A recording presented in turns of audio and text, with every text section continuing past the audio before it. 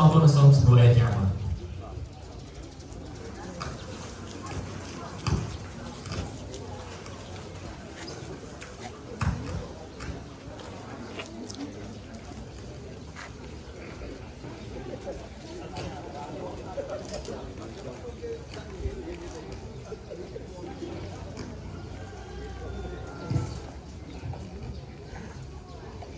បាទខ្ញុំចាប់តាមកម្មវិធី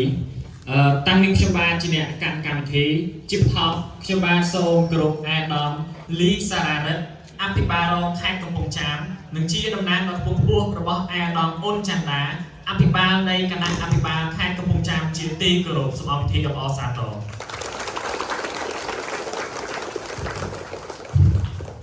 សូមគោរពលោកភោគសាវុតអភិបាលនៃគណៈអភិបាលស្រុកកងមាសជាទីគោរពសូមគោរពលោកនាយក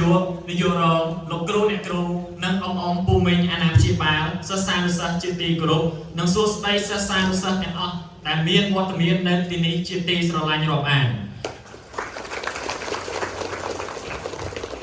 ថ្ងៃនេះថ្ងៃច័ន្ទ10កើតខែបោះឆ្នាំម្សាញ់សព្វស័កពុទ្ធសករាជ2569ត្រូវនៅថ្ងៃទី29ខែធ្នូឆ្នាំ2025វិទ្យាល័យហ៊ុនសែនខ្ចៅមានកិត្តិយសអញ្ជើញឲ្យចូលរួមក្នុងកម្មវិធីសម្ដែងសម្ដាលនិងចែកសម្ភារៈសិក្សាជូនដល់សិស្សានុសិស្សភាសាក្នុងស្រុកកងមាសដែលជាអំណោយដ៏ថ្លៃថ្លារបស់សម្ដេចមហាបវរធិបតីហ៊ុនម៉ាណែតនាយករដ្ឋមន្ត្រីនៃប្រជាណាចក្រកម្ពុជាសូមអរគុណអបអរសាទរ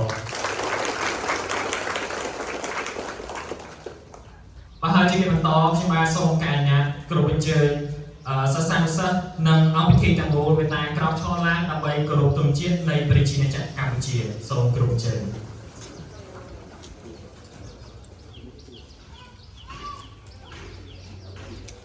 ព្រមព្រៀងគោរពទង់ជាតិនៃប្រជាណាចក្រកម្ពុជា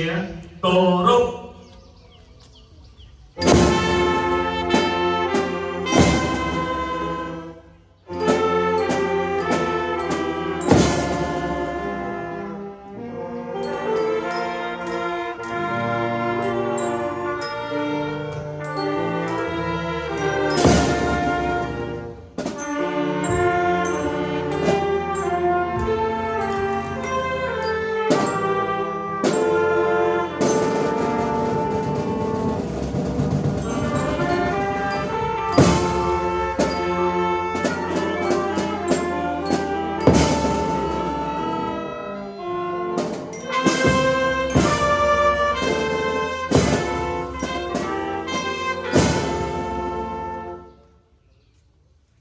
សូមអរគុណហើយមុននឹងឈានទៅដល់ការចាប់ផ្ដើមកម្មវិធីសូមអង្គពិធីធ្វើការស្មឹងស្មាតរយៈពេល10វិនាទីដើម្បីគោរពដល់វិញ្ញាណក្ខន្ធកងទ័ពខ្មែរដែលបានពលីនៅក្នុងសង្គ្រាម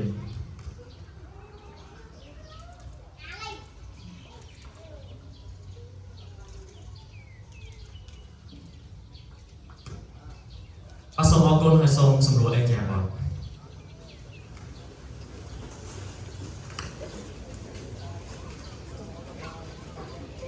ហើយជាកិច្ចបន្តខ្ញុំបាទសូមគោរពអញ្ជើញលោកភោគសាវុតអភិបាលនៃគណៈអភិបាលស្រុកកងមាសអញ្ជើញថ្លែងរបាយការណ៍ស្វាគមន៍សូមគោរពអញ្ជើញ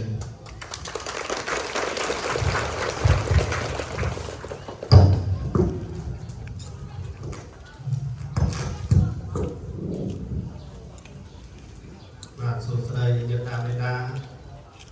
មួយបាទយើងថ្ងៃនេះយើងជាក់ជាអីទេបាទជាធម្មសូមគោរពអាដាមលីតារិតអភិបាលរងនៃ